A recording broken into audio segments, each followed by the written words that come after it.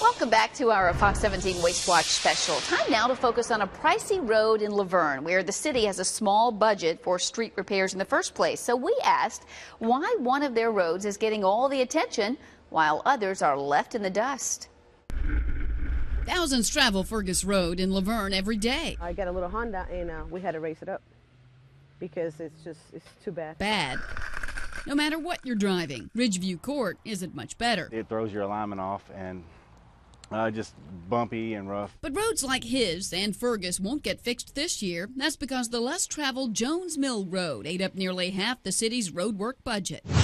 And no one even lives on this nearly 2.5-mile stretch recently repaved. Maybe their priorities are not in the right place. It cost nearly $200,000 to pave this, which knocked other roads where taxpayers actually live and work off the priority list. Well, I felt there was other roads that needed it. I only get $500,000 in my paving budget, so it don't go far. Laverne's road manager says he didn't want to spend that much on this lightly traveled road, but the city had no choice. Next thing I know, we got a letter from the Corps of Engineers saying we were in violation. That letter said the city is in default on maintenance of the public roadway and instructed Laverne to promptly repair any defects. You see, what's on Jones Mill Road is a private youth camp, a public campground, and a recreational area with a boat ramp to Percy Priest Lake, operated by the Army Corps of Engineers. So Laverne was hoping the Corps would enter into a local federal agreement to cover some of the cost of this road. But that didn't happen. Mad in a way, yes, but, you know,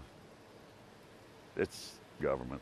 What's more, Laverne gets just $384 in tax revenue a year along this route, and that comes from that private youth camp. So infrastructure along this road won't generate the tax dollars to cover the work anytime soon. They're not getting any tax dollars back here, and I think we got a water line that runs back through here, and that's as far as we go.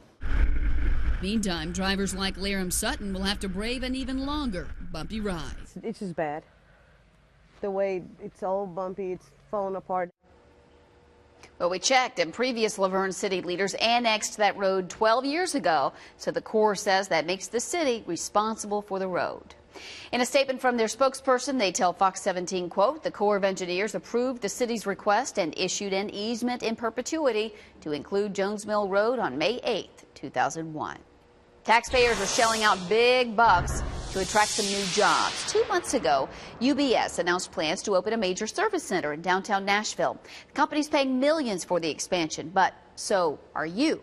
The combined incentives package from the state and metro government is about $7.5 million. Fox 17's Erica Lathan speaks with Metro Council members who say it is money well spent. Last month, banking giant UBS announced it was expanding operations in Nashville, creating 1,000 new jobs. But landing a deal like this takes incentives, often in the form of tax breaks or other financial perks. Unfortunately, it's sort of the nature of the game now that these large business relocations and or expansions require some type of economic incentive. UBS is investing $36 million, which includes renovating 90,000 square feet in the old Regents Bank building. Officials estimate the total financial impact around $50 million, but UBS is getting something in return. The per job cash grant is $500 per job. If you look at that, we're going to get $50 to $55 million of investment in Nashville in exchange for $2.5 million. That's a great rate of a return on investment. The company will also get a deal on parking, paying $1,000 per month for 100 spaces in the courthouse garage. It is really a great deal for taxpayers. And I would also say that we're the junior partner in this deal. The state is putting in over $5 million into this. Council members say incentives are necessary to compete for jobs, but it's their job to make sure taxpayers come out ahead. I would say to them that if you want your city to continue to grow and you want to attract high-quality jobs, then you have to compete with the other cities across the southeast. When you look at $50 million of investment in downtown versus our grant of $2.5 million over the next 5 years, I think Nashville should be happy with that. That was Erica Lathan reporting. If the numbers don't pan out, the Metro Council will have an opportunity to re-examine the incentive package as a line item during the next budget cycle. Nonprofits, they would certainly take up the slack if this agency was not doing it. What Tennessee's anti-trash message is costing you and the watchdog group that says it's time for Keep Tennessee Beautiful to go. There's going to be bottlenecks no matter what we do.